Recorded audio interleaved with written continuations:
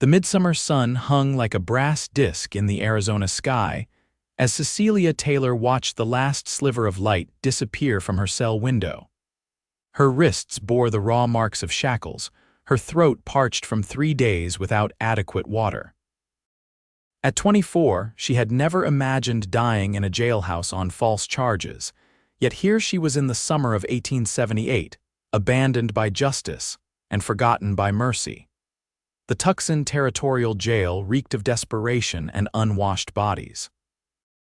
Cecilia pressed her forehead against the cool adobe wall, her once vibrant auburn hair now hanging in limp strands around her dust-streaked face. She'd been arrested while passing through town, accused of stealing a valuable brooch from Mrs. Henderson, the banker's wife. Despite her protests of innocence, the town marshal had thrown her behind bars, promising she'd hang within the week.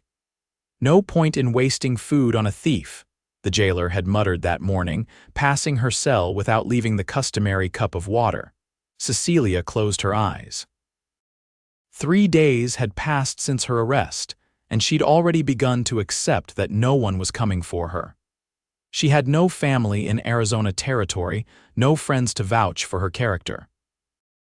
She'd been traveling west after losing her parents to influenza back in Missouri, hoping to reach California, where her mother's cousin had once mentioned there might be work teaching at a school.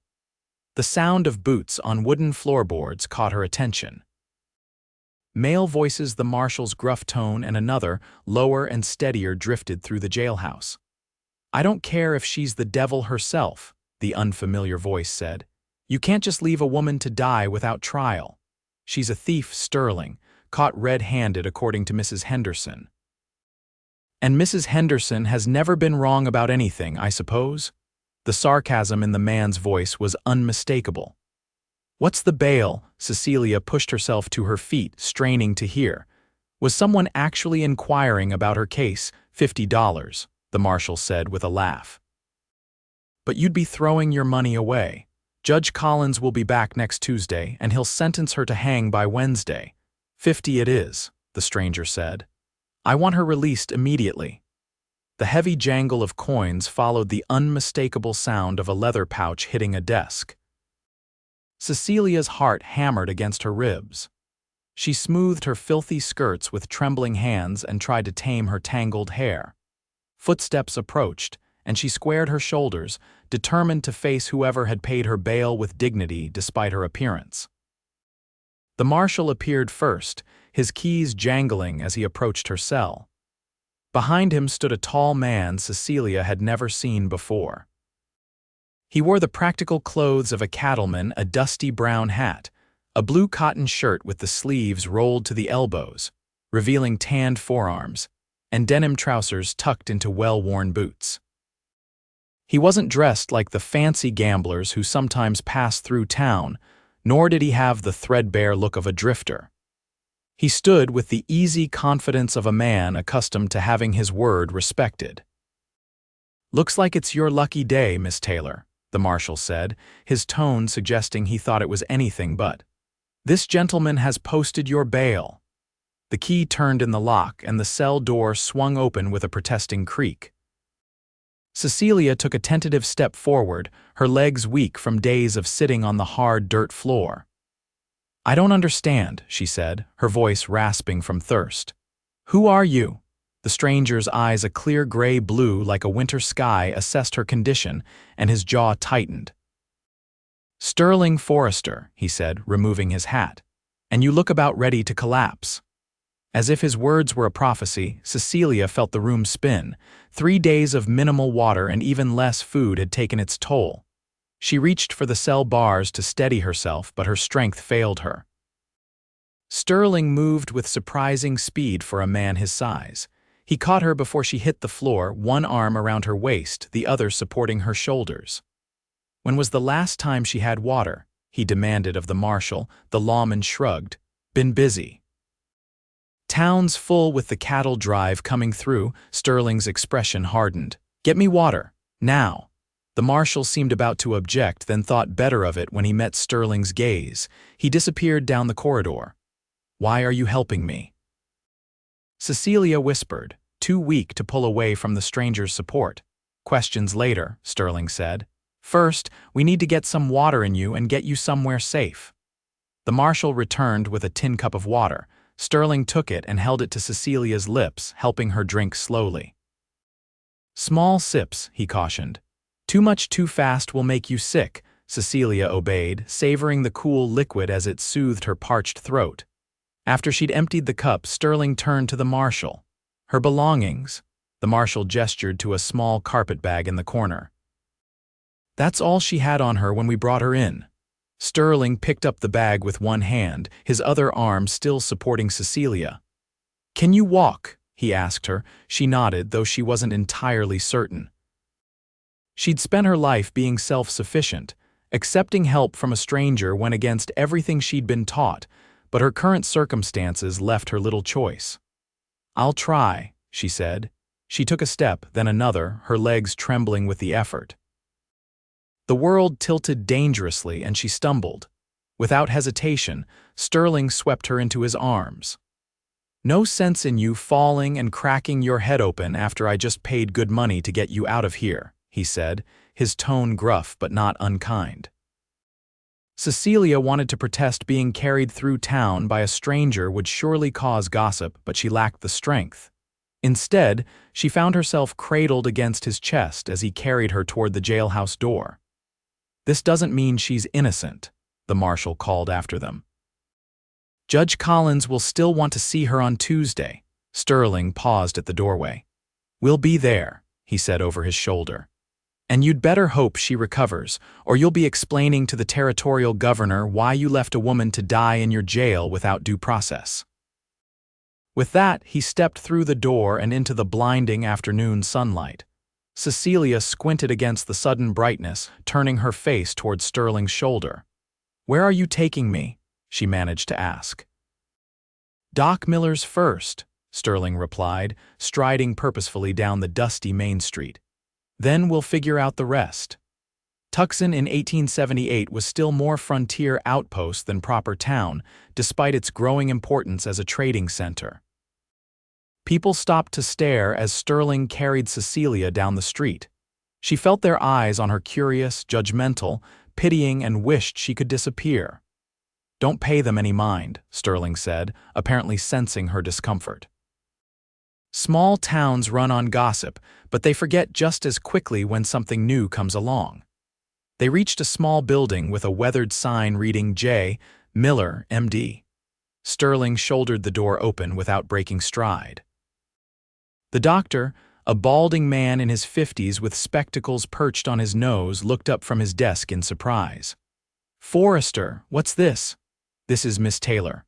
Marshal Parker had her locked up without proper food or water for 3 days. She needs medical attention, doctor. Miller's professional demeanor took over. He gestured toward an examination table. Put her there. Gently now. Sterling laid Cecilia down with surprising gentleness for such a large man. She felt oddly bereft when he stepped back, missing the solid warmth of his arms. I'll need to examine her, Dr. Miller said. Perhaps you should wait outside. Sterling nodded and stepped toward the door, but Cecilia's hand shot out, catching his sleeve. Please, she said, surprising herself with the plea, don't leave. Something flickered in Sterling's eyes, surprise, perhaps, or something deeper. He glanced at the doctor, who shrugged. I'll stay out of the way, Sterling promised, moving to stand by the window while the doctor began his examination. Doctor. Miller checked Cecilia's pulse, looked at her eyes, and asked her a series of questions about how she was feeling. He concluded she was suffering from dehydration and the beginning stages of malnourishment. Nothing that can't be remedied with proper care, he assured them both. But she'll need rest, plenty of fluids, and regular meals for the next several days. I can pay for a room at the hotel, Cecilia said, though she knew her meager savings wouldn't last long. Sterling shook his head. The hotel's full with the cattle drive in town. Besides, you need someone to look after you for a few days. I have a suggestion, Dr. Miller said, measuring a tonic into a small bottle. Mrs. Abernathy runs a respectable boarding house at the edge of town. She might have a room available. She's a former nurse, too, so she'd know how to care for Miss Taylor properly, Sterling nodded. That sounds ideal. I know Mrs. Abernathy, she's a good woman. I can't impose, Cecilia protested weakly. And I can't afford, consider it part of your bail, Sterling interrupted. At least until the judge returns and we can clear your name. You believe I'm innocent? Cecilia asked, genuinely surprised. Sterling's gaze met hers directly. I believe everyone deserves a fair hearing, Miss Taylor. And I know Mrs. Henderson has accused other travelers of theft before when items have gone missing. The fact that you're still alive after 3 days in that cell with minimal care suggests you have considerable strength of character. Dr. Miller handed Cecilia the bottle of tonic. Take a spoonful of this 3 times daily. It will help restore your strength. To Sterling, he added, make sure she drinks plenty of water but in small amounts at first, and light meals until her stomach adjusts. Sterling nodded, absorbing the instructions. What do I owe you, Doc? The doctor waved him off. Consider it my civic duty. Just make sure this young lady gets proper care. Sterling gathered Cecilia into his arms again, despite her weak protest that she could try to walk. Save your strength, he said. Mrs. Abernathy's is at the end of town. As they left the doctor's office, Cecilia looked up at her rescuer's profile. Why are you doing this, Mr. Forrester? You don't know me. Sterling didn't look down, keeping his eyes on the path ahead as he carried her through town. I know what it's like to be falsely accused, he said after a long moment. And I know what it's like to have no one stand up for you when it happens. There was a story there, Cecilia thought, but she was too exhausted to press for details. Instead, she allowed herself to relax in his arms, feeling safer than she had in days. Mrs. Abernathy's boarding house was a tidy 2-story structure painted white with green shutters. A small garden of hardy desert flowers brightened the front yard, and a wooden porch wrapped around the building. Sterling carried Cecilia up the steps and knocked on the door with his boot. The door swung open to reveal a plump, silver-haired woman with kind eyes and a no-nonsense demeanor. She took in the sight before her without so much as a raised eyebrow. Sterling Forrester, she said, I see you've brought me another stray. This is Miss Cecilia Taylor, Sterling explained. She's been unwell. Dr. Miller suggested you might have a room for her and could help with her recovery. Mrs. Abernathy's shrewd gaze assessed Cecilia. The young woman the marshal locked up, I presume. Word travels fast in Tucson. She stepped back from the doorway. Bring her in. I have a room on the first floor that would suit. Sterling carried Cecilia into a small but comfortably furnished bedroom off the main hallway. A brass bed with a patchwork quilt stood against one wall, while a washstand with a porcelain basin occupied another. A small window looked out onto the garden, letting in the late afternoon light. He set Cecilia gently on the bed. I'll let Mrs. Abernathy get you settled, he said, stepping back. I have some business to attend to, but I'll return in the morning to check on you. Cecilia caught his hand before he could turn away. Thank you, she said simply. I don't know how I'll repay you, but I will. Something resembling a smile briefly softened Sterling's features. Rest now. We can discuss repayment when you're stronger. After he left, Mrs. Abernathy helped Cecilia change into a borrowed nightgown and brought her a tray with broth, bread, and tea. Sterling Forrester paid for 2 weeks' lodging, she informed Cecilia as she helped her sip the broth. He also left money for new clothes, saying yours were lost. That's too much, Cecilia protested. I can't accept all that. That man has more money than he knows what to do with, Mrs. Abernathy said pragmatically. He owns one of the largest cattle ranches in the territory. The Flying F employs half the men in the county. Cecilia absorbed this information, wondering why a wealthy rancher would concern himself with her plight. Do you know him well? Mrs. Abernathy's expression softened. I've known Sterling since he was knee-high to a grasshopper. His mother and I were friends before she passed. He's a good man, keeps to himself mostly, but always steps in when someone needs help. He said he knows what it's like to be falsely accused, Cecilia murmured, her eyelids growing heavy as exhaustion overtook her. Mrs. Abernathy paused in the act of arranging the bed covers. That's his story to tell if he chooses to. Now sleep, child. Your body needs rest to heal. Cecilia drifted into sleep wondering about the quiet rancher who had carried her into the light. The next morning, she woke feeling marginally stronger. Mrs. Abernathy helped her wash and change into a simple blue calico dress that, while slightly large, was clean and whole. After a breakfast of porridge and tea which Cecilia managed to eat without assistance, Mrs. Abernathy announced she had a visitor. Sterling Forrester stood in the parlor, hat in hand. He'd cleaned up since the previous day, his dark hair still damp from washing, his face freshly shaved. He wore a clean white shirt under a brown leather vest and his boots had been polished. "Miss Taylor," he said with a nod, "you're looking better today." "Thanks to your kindness," Cecilia replied, gesturing for him to sit in the chair opposite her. "Mrs. Abernathy tells me you've paid for 2 weeks' lodging and clothes. It's too much, Mr. Forrester." Sterling settled into the chair, placing his hat on his knee. "It's nothing that can't be sorted out later. My immediate concern is clearing your name before Judge Collins returns." "I don't understand how that's possible," Cecilia said. "It's my word against Mrs. Henderson's and she's the banker's wife. Who would believe a penniless traveler over her?"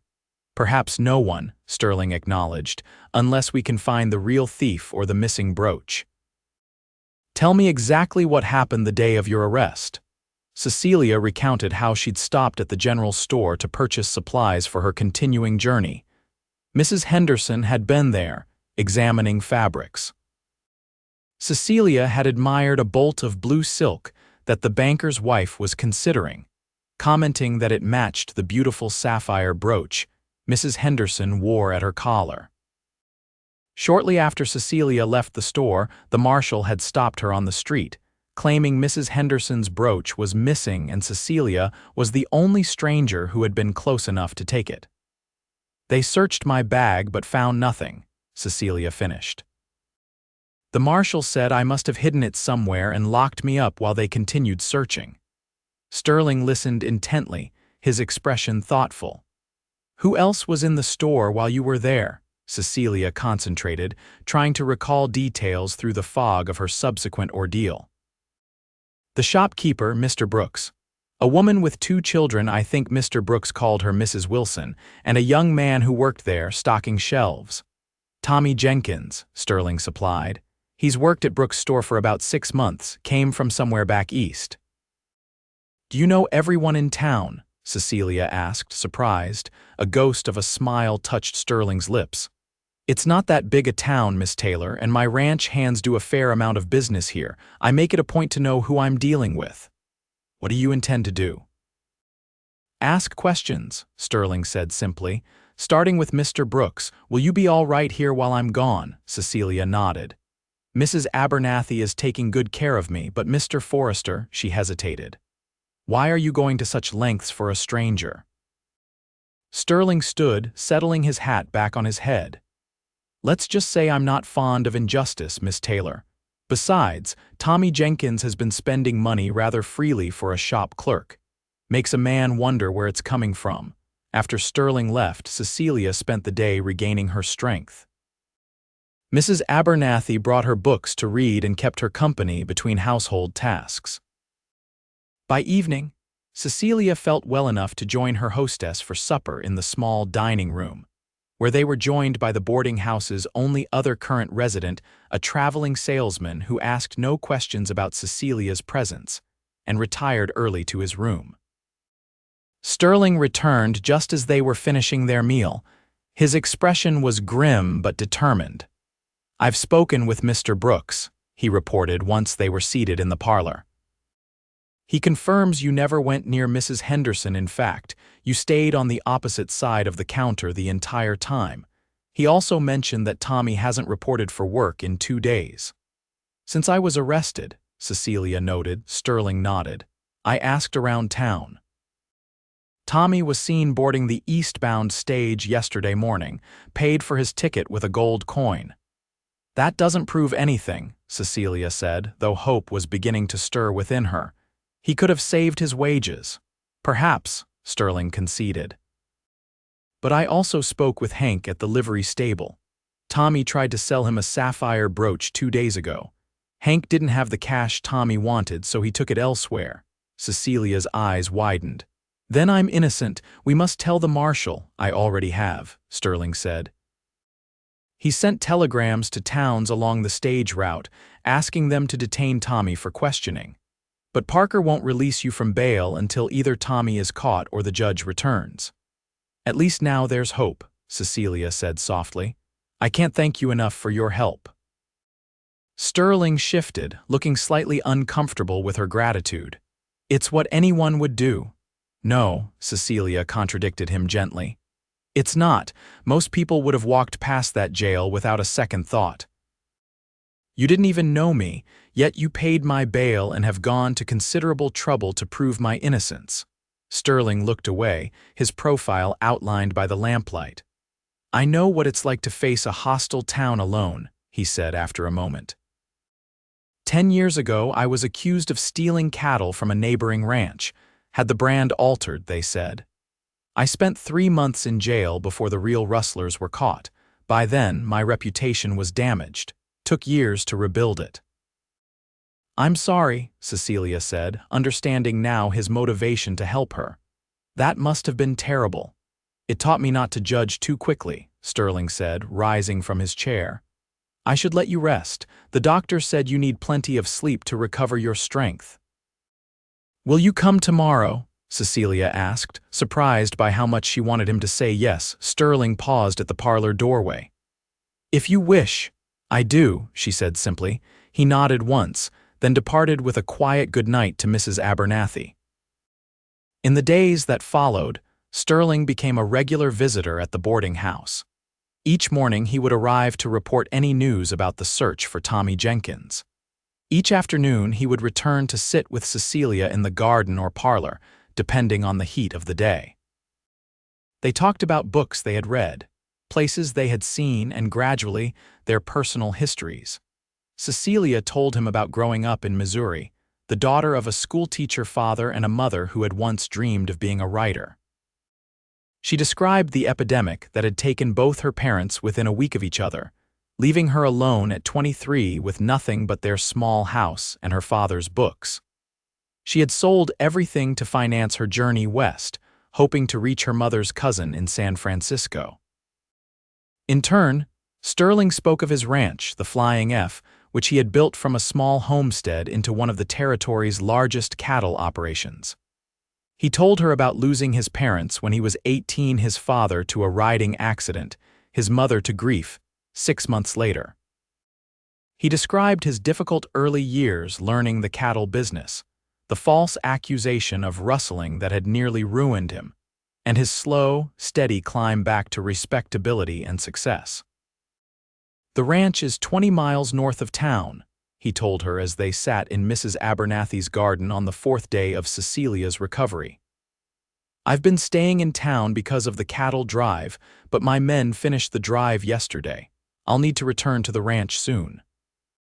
Cecilia felt an unexpected pang at the thought of his departure. Of course, you've already done so much more than I had any right to expect. Sterling studied her face, his expression unreadable. I'd like you to come to the ranch when you're fully recovered, he said abruptly. My housekeeper, Mrs. Donovan, could use help with the accounts and correspondence. I've seen your handwriting in that book you've been reading, your notes in the margins. You're educated and articulate. Cecilia blinked in surprise. You're offering me employment. Until the matter with Mrs. Henderson is fully resolved, or until you decide to continue your journey to California, Sterling clarified. I understand if you'd prefer to stay in town, but I would be honored to accept your offer, Cecilia interrupted. But only if you'll allow me to work for my keep and to repay what you've spent on my behalf. A smile, the first full, genuine smile she'd seen from him, transformed Sterling's face, softening the lines around his eyes and revealing a dimple in his right cheek. Agreed, he said, extending his hand as if to seal a business arrangement.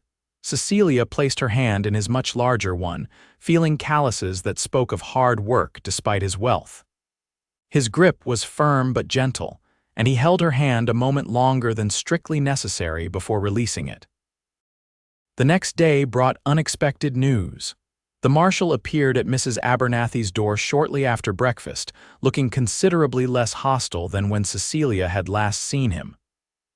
"Tommy Jenkins has been caught in Santa Fe," he announced without preamble. "Had Mrs. Henderson's brooch on him, just like you said, Forrester. He confessed to taking it when she set it down to examine that silk fabric." Relief washed through Cecilia. "Then the charges against me are dropped," the marshal nodded, not quite meeting her eyes. "Judge Collins arrived early. He's dismissed the case and returned your bail money." He held out an envelope to Sterling. "He also said to tell you that the town owes you an apology, Miss Taylor," and he cleared his throat uncomfortably. "So do I." Cecilia accepted the apology with more grace than she felt. After the marshal left, she turned to Sterling with shining eyes. "It's over," she said. "I'm free to continue my journey thanks to you." Something flickered in Sterling's expression disappointment. "My offer of employment still stands," he said. "But I understand if you're eager to put Tucson behind you." Cecilia considered her options. Her original plan had been to reach San Francisco, but she had no guarantee of employment there, only a distant relative who might or might not welcome her. Here she had a definite offer from a man who had proven his integrity and kindness. "I think," she said slowly, "that I would still like to accept your offer, Mr. Forrester, at least for a while." The smile that lit his face told her she'd made the right decision. 2 days later, Cecilia found herself in Sterling's wagon, heading north from Tucson toward the Flying F Ranch. Her health had fully returned, and she wore a new dress of sage green calico, purchased with some of the money Sterling had insisted on giving her as advance wages. Her carpet bag, containing her few belongings and 2 additional new dresses, sat at her feet. The journey took most of the day, giving Cecilia ample opportunity to observe the rugged beauty of the Arizona territory. Sterling pointed out landmarks and shared stories about the land and its history. As they traveled, Cecilia found herself increasingly comfortable in his company. The initial formality between them had gradually given way to an easy companionship that felt surprisingly natural. "There it is," Sterling said as they crested a rise in late afternoon. "The Flying F." Below them stretched a valley, green with summer growth, watered by a small river that glinted in the sunlight. Cattle dotted the grasslands, and in the center of the valley stood a large ranch house built of adobe and timber, surrounded by barns, corrals, and several smaller outbuildings. A windmill turned lazily in the breeze, and smoke curled from the main house's chimney. "It's beautiful," Cecilia said sincerely. "How many acres?" 20,000, Sterling replied with quiet pride. "Started with 500 when I was 18, added more each year as I could afford it." "You've accomplished a great deal," Cecilia observed. "Your parents would be proud." Sterling glanced at her, something warm in his gaze. "I hope so," he said simply, then flicked the reins to start the horses down the slope toward the ranch. They were greeted in the yard by several ranch hands who called respectful greetings to Sterling and tipped their hats to Cecilia.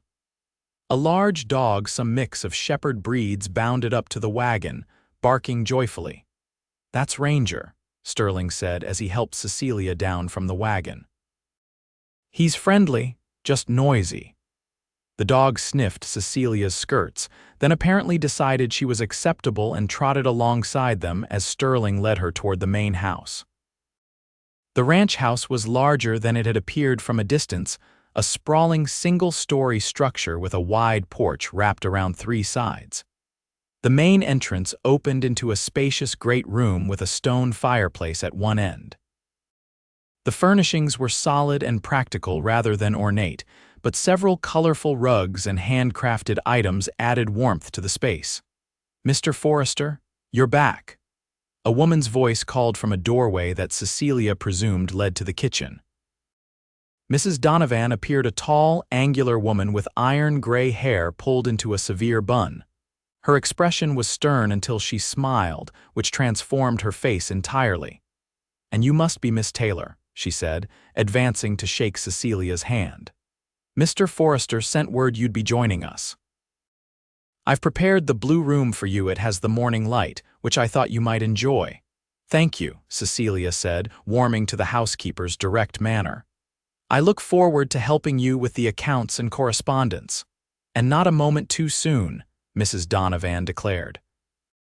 "The accounts are in disarray since Miss Phillips left to get married last spring. Mr. Forrester tries, but numbers aren't his strength." Sterling looked slightly abashed at this frank assessment of his bookkeeping skills. "Perhaps you could show Miss Taylor to her room, Mrs. Donovan. She's had a long journey." The blue room proved to be a comfortable chamber at the east end of the house, with windows facing both east and south. A four-poster bed with a handmade quilt stood against one wall, while a small writing desk occupied a corner near the eastern window. A wardrobe, washstand, and comfortable reading chair completed the furnishings. "This is lovely," Cecilia told Mrs. Donovan as she set down her carpetbag. "Far more comfortable than I expected." Mrs. Donovan nodded approvingly. "Mr. Forrester believes in comfort, though he'd never admit to it. The man would sleep in the barn with his horses if I let him, just to show he's not gone soft. Dinner's at 6. The washroom is just down the hall if you'd like to freshen up." Left alone, Cecilia unpacked her few belongings, hanging her dresses in the wardrobe and placing her mother's hairbrush and hand mirror on the washstand. She hadn't brought much from Missouri, and most of what she did bring had been left in Tucson when she was arrested. The books Sterling had purchased for her in town replacements for those she'd lost went on a small shelf above the writing desk. As she arranged her possessions, Cecilia reflected on the strange turn her life had taken. 2 weeks ago, she had been traveling alone toward an uncertain future in California. Then had come the false accusation, the jail cell, and the moment when Sterling Forrester had paid her bail and carried her into the sunlight. Now she was here in his home, about to begin working for him. She wondered what her parents would think of her situation. Her father had been practical. He would approve of her finding employment with a respectable rancher rather than continuing a risky journey alone. Her mother, always the romantic, might have read more into Sterling's actions than simple charity. Cecilia shook her head at the thought. Sterling had been kind, certainly, and they had developed an easy friendship during her recovery at Mrs. Abernathy's. But his offer of employment was clearly motivated by practicality. He needed someone to manage his accounts. She needed work. It was a business arrangement, nothing more. Still, as she washed her face and tidied her hair for dinner, Cecilia couldn't quite suppress the flutter in her stomach at the thought of sitting across the table from Sterling Forrester in his home. Dinner proved to be a simple but hearty affair: roast beef, potatoes, fresh bread, and apple pie for dessert. Sterling sat at the head of the large oak table, with Cecilia to his right and Mrs. Donovan to his left. 2 ranch hands, Miguel, the foreman, and Daniel, the youngest hand who helped around the main house, joined them. Making for a lively meal, Cecilia learned that the Flying F employed 15 men year-round, with additional hands hired during roundup and branding seasons. Besides cattle, the ranch kept horses, chickens, and a small herd of milk cows. A vegetable garden behind the house supplied fresh produce, and Mrs. Donovan oversaw the preserving of fruits and vegetables for winter use. "Miss Taylor will be helping with the accounts and correspondence," Sterling informed the others. "She'll also assist Mrs. Donovan with household management." "About time," Miguel said with a grin. "Maybe now the supply orders will arrive before we run out of everything." Sterling's expression was one of mock offense. "I managed well enough." "You ordered 50 pounds of coffee and forgot the sugar," Mrs. Donovan reminded him. "And last winter we had no lamp oil for a week because someone forgot to include it on the supply list." "I stand corrected," Sterling said with good humor. "Clearly, Miss Taylor's organizational skills are sorely needed." Cecilia found herself smiling at the easy banter among them, This was clearly a household where respect didn't preclude honest speaking or laughter. It was a welcome change from the rigid formality she'd grown up with in Missouri, where her father's position as a teacher had required maintaining a certain decorum at all times. After dinner, Sterling invited Cecilia to join him on the porch while Mrs. Donovan and Daniel cleared the table. The evening was pleasantly cool after the heat of the day, with a breeze carrying the scent of sage and juniper from the surrounding hills.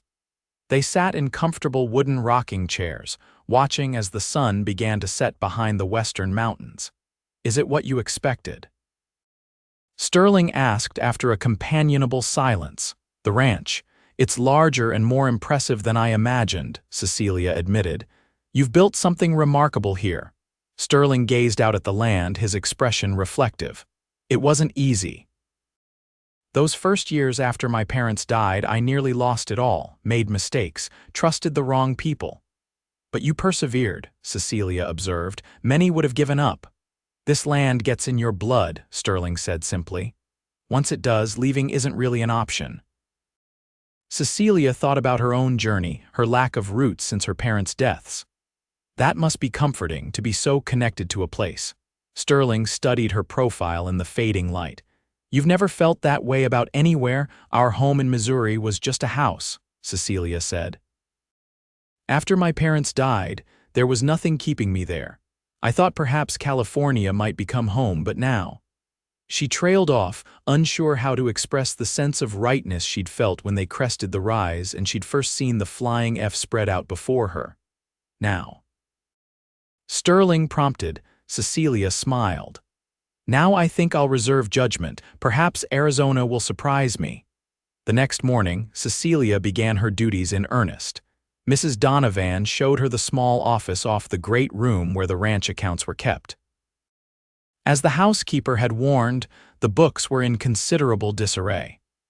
Receipts had been stuffed into drawers without being recorded, and the ledger hadn't been properly updated in months. "Mr. Forrester is an excellent rancher, but numbers make his head ache," Mrs. Donovan explained as she left Cecilia to sort through the chaos. "I'll bring you some coffee to fortify yourself."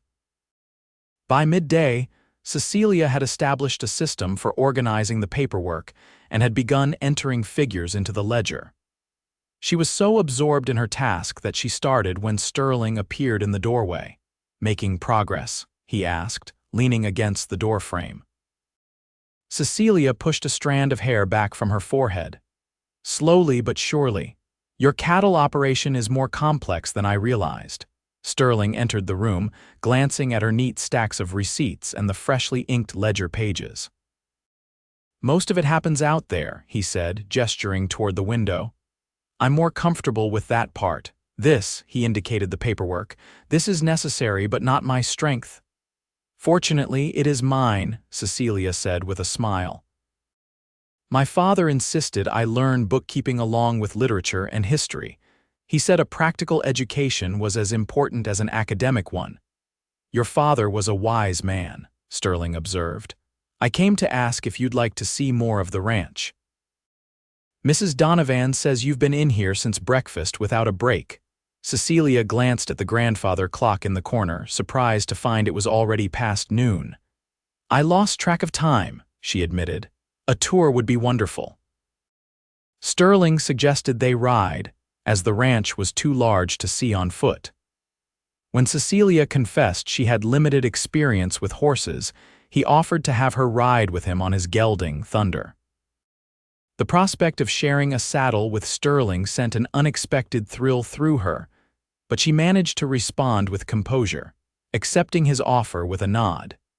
They set out after a quick lunch, with Cecilia seated in front of Sterling on his large black gelding.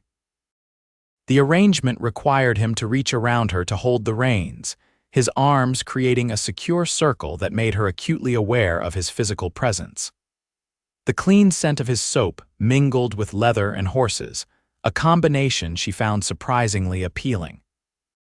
Sterling showed her the entire operation, the main pastures where the cattle grazed, the smaller paddocks where horses were trained, the creek that provided water even in the dry seasons, and the line cabins where hands stayed when working the far reaches of the ranch. Throughout the tour, he spoke with knowledge and passion about the land and the animals, explaining his breeding programs and his methods for managing the range sustainably. "Most ranchers around here just take what they can from the land," he told her as they paused on a ridge overlooking a particularly lush valley. "But my father taught me that if you care for the land, it will care for you. We rotate the herds, let areas rest and recover. It means more work, but in the long run, it means the Flying F will still be here for generations to come. You speak as if you plan to have children to inherit it someday," Cecilia observed, then immediately wished she could recall the words. It was too personal a comment. Sterling was quiet for a moment, his breath warm against her hair. "I suppose I do," he said finally. "Though at 34 I've begun to wonder if that will happen. Ranching doesn't leave much time for courting." "Surely there must be eligible young women in Tucson who would be interested in a successful rancher," Cecilia said, keeping her tone light despite an unexpected pang at the thought. Sterling's laugh held little humor. "The kind who see the ranch and the cattle but not the man." "Yes, there are those. Mrs. Abernathy and others in town have tried matchmaking over the years. None of it took." "Perhaps you're too particular," Cecilia suggested. "Perhaps," Sterling agreed.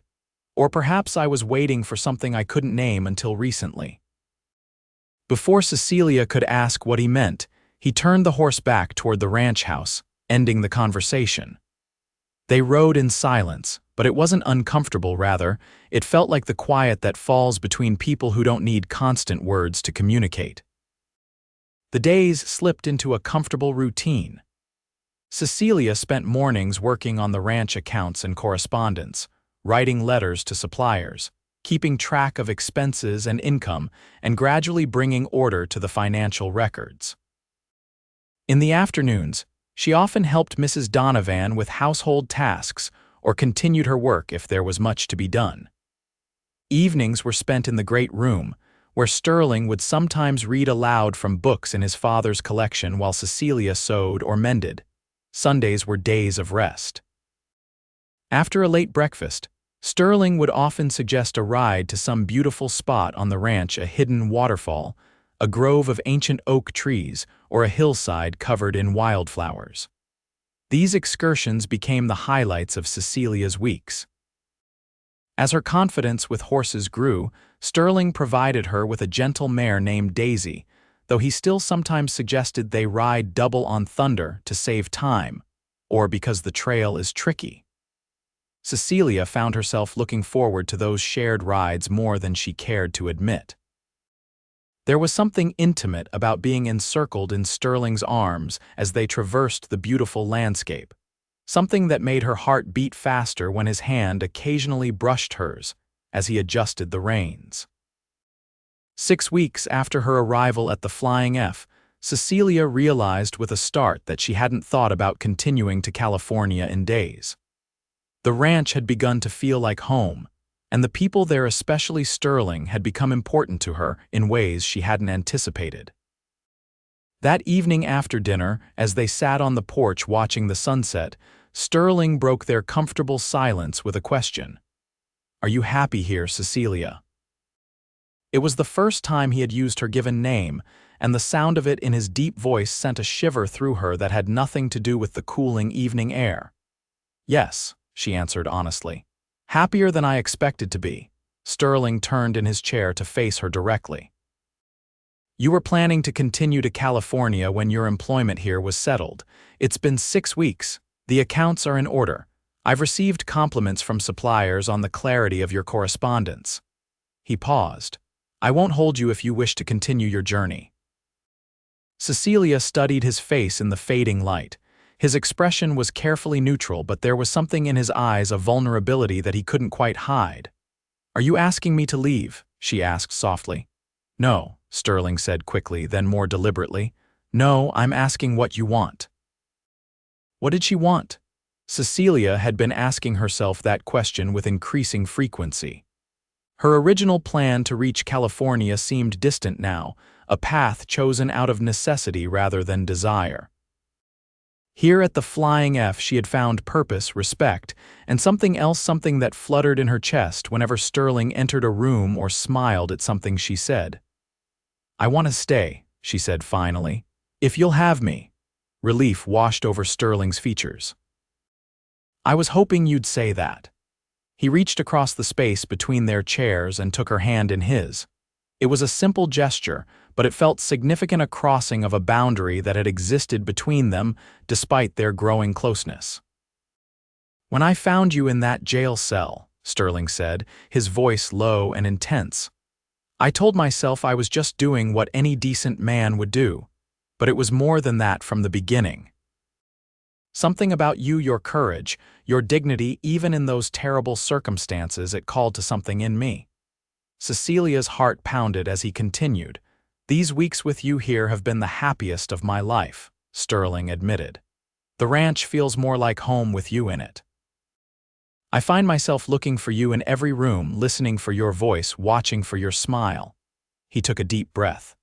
"I didn't plan this. I didn't bring you here with any expectations beyond giving you a safe place to recover and work. But Cecilia, I find myself hoping for more." "What are you saying, Sterling?" Cecilia asked, her voice barely above a whisper. He rose from his chair, still holding her hand, and knelt before her, not in proposal, but to bring his eyes level with hers as she sat. "I'm saying that I care for you, deeply. More than I thought possible after knowing someone for such a short time. And I'm asking if there's any chance you might feel something similar for me." Cecilia looked into his eyes, those clear gray-blue eyes that had been the first thing she'd truly seen when he'd carried her from that dark cell into the light. In them, she saw honesty, hope, and a depth of feeling that took her breath away. "I do," she said simply. "I've tried to tell myself it was just gratitude or the circumstances of how we met, but it's more than that. Much more." The smile that transformed Sterling's face was like sunrise breaking over the mountains. Without words, he leaned forward, giving her time to pull away if she wished. When she didn't, he pressed his lips to hers in a kiss that was gentle yet filled with promise. Cecilia had been kissed before, awkward, fumbling kisses from boys in Missouri that had left her wondering what the fuss was about. This was entirely different. Sterling's kiss made her feel as though she'd been asleep her entire life and was finally, gloriously awake. When they broke apart, Sterling rested his forehead against hers. "I should have done that weeks ago," he murmured. Cecilia laughed softly. "I might have been scandalized weeks ago. I was still under the impression that you were merely my employer." "And now?" Sterling asked, drawing back slightly to see her face. "Now I know better," Cecilia replied. "Though I'm not entirely sure what happens next." Sterling stood, drawing her up with him. "What happens next is entirely up to you. I'm in no rush, Cecilia. We have time to see where this leads." In the weeks that followed, their relationship deepened. Sterling began courting Cecilia properly, with Mrs. Donovan serving as a nominal chaperone, though she often conveniently found reasons to be elsewhere. They rode together daily, read to each other in the evenings, and shared long conversations about everything from books to politics to their hopes for the future. Sterling, who had always been reserved with others, opened up to Cecilia in ways that surprised even him. He told her about his dreams for the ranch, his regrets about not reconciling with his father before his death, and his fears of not being worthy of the legacy his parents had left him. In turn, Cecilia shared her own insecurities, her worry that she'd never find a true home after losing her parents, her doubts about her own courage, and her secret dream of someday writing stories like the ones her mother had loved. They had their disagreements, too. Cecilia's Eastern sensibilities sometimes clashed with Sterling's frontier practicality. He thought she was too trusting. She thought he was too quick to expect the worst of strangers. But they learned to listen to each other, to find common ground, and to appreciate the different perspectives they brought to problems. By the time autumn painted the surrounding hills in golds and russets, Cecilia knew with certainty that she had found where she belonged. The Flying F had become home, and Sterling Forrester had become essential to her happiness. On a crisp October evening, Sterling suggested a ride to watch the sunset from a particular hillside he loved. They rode separate horses. Now Cecilia had become quite comfortable on gentle Daisy and raced each other part of the way, arriving at the lookout point breathless and laughing. The view was spectacular. The setting sun bathed the valley in golden light, while the eastern sky was already deepening to purple. Sterling spread a blanket on the ground, and they sat side by side, watching the play of light and shadow across the landscape. "I brought you here for a reason," Sterling said after a companionable silence.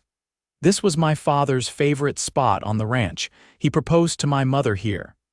Cecilia's heart began to race as Sterling turned to face her, taking both her hands in his. "Cecilia Taylor, when I found you in that jail cell, I had no idea I was also finding the other half of my heart. These past months with you have shown me what it means to truly share my life with someone. You've brought light and laughter back to the Flying F. You've challenged me, supported me, and made me a better man." He reached into his pocket and withdrew a small box. "This was my mother's," he said, opening it to reveal a ring with a modestly sized sapphire surrounded by tiny diamonds. "I'd be honored if you would wear it as my wife." Tears of joy blurred Cecilia's vision. "Yes," she whispered. "Yes, Sterling, I love you, and nothing would make me happier than to be your wife." Sterling slipped the ring onto her finger, then pulled her into an embrace that conveyed all the love and promise he felt for their future together. As the last rays of sunlight gilded the land around them, Cecilia thought of how far she'd come from that dark cell where she'd expected to die. Sterling Forrester had paid her bail and carried her into the light, but he'd given her so much more than freedom. He'd given her a home, a purpose, and a love that would sustain her for a lifetime. They were married in Tucson on a bright December day in 1878. Mrs. Abernathy hosted the small reception at her boarding house, where she proudly told anyone who would listen that she'd known all along the two were perfect for each other. The marshal attended, still somewhat sheepish about his role in their meeting, and presented them with a fine set of silver candlesticks as a wedding gift. After the celebration, Sterling and Cecilia returned to the Flying F, now truly their shared home. As they approached the main house, Sterling drew the wagon to a halt. "What is it?" Cecilia asked, curious at the interruption. Sterling's smile was tender as he jumped down from the wagon and came around to her side. "Tradition," he explained, lifting her into his arms. A man should carry his bride across the threshold. As he carried her up the porch steps and through the doorway into their home, Cecilia was reminded of that first day, how he had carried her from the darkness of the jail cell into the healing light of day. Now he was carrying her into a future brighter than she could have imagined. "Welcome home, Mrs. Forrester," Sterling murmured against her hair. Cecilia smiled up at her husband, her heart full to overflowing. "I am home," she said simply. "Wherever you are is home to me." In the years that followed, the Flying F prospered under their joint stewardship. Cecilia's careful management of the finances allowed them to expand the ranch and improve the breeding stock. Sterling's innovative range management practices became a model for other ranchers in the territory. Together, they built a legacy that combined the best of both their talents. Their first child, a son they named James after Sterling's father, was born in the autumn of 1880. He was followed by a daughter, Elizabeth, named for Cecilia's mother in 1882, and another son, Thomas, in 1885. The ranch house rang with children's laughter, and Cecilia often thought how pleased her parents would be to see her surrounded by family and purpose. In quiet moments, usually in the evening after the children were asleep, Sterling and Cecilia would sit on the porch where they had first acknowledged their feelings for each other. Sometimes they would speak of the future, their hopes for their children, their plans for the ranch, their dreams for the territory that would soon become the state of Arizona. Other times they would reminisce about their unlikely beginning a desperate woman in a jail cell, a compassionate cowboy who paid her bail and carried her into the light. "It seems like another lifetime," Cecilia said one such evening as they watched the stars appear in the darkening sky. "That cell, the fear, not knowing if I would live to see another day." Sterling's arm tightened around her shoulders. "I still thank God I walked past the jailhouse that day and heard you coughing, if I'd taken another route through town." "But you didn't," Cecilia said, turning to look into the eyes she'd come to know as well as her own. "You found me, you saved me." Sterling shook his head, his expression serious. "No, my love, you saved yourself with your courage, I just provided an opportunity." He smiled, the lines at the corners of his eyes crinkling. "And then you saved me, though I didn't know I needed saving until you showed me what was missing from my life." "We saved each other," Cecilia amended, resting her head against his shoulder. As they sat together in the gathering darkness, surrounded by the land they loved and the home they had built, Cecilia reflected on the strange twists of fate that had brought her to this place. A false accusation, a dark cell, a moment of despair, all had led to this life of love and purpose that exceeded her wildest dreams. The woman who had been locked in a cell to die had not only survived but thrived, carried into the light by a cowboy's compassion and into a future illuminated by love. It wasn't the ending she had expected to her journey west, but it was, without doubt, the perfect beginning to the rest of her life.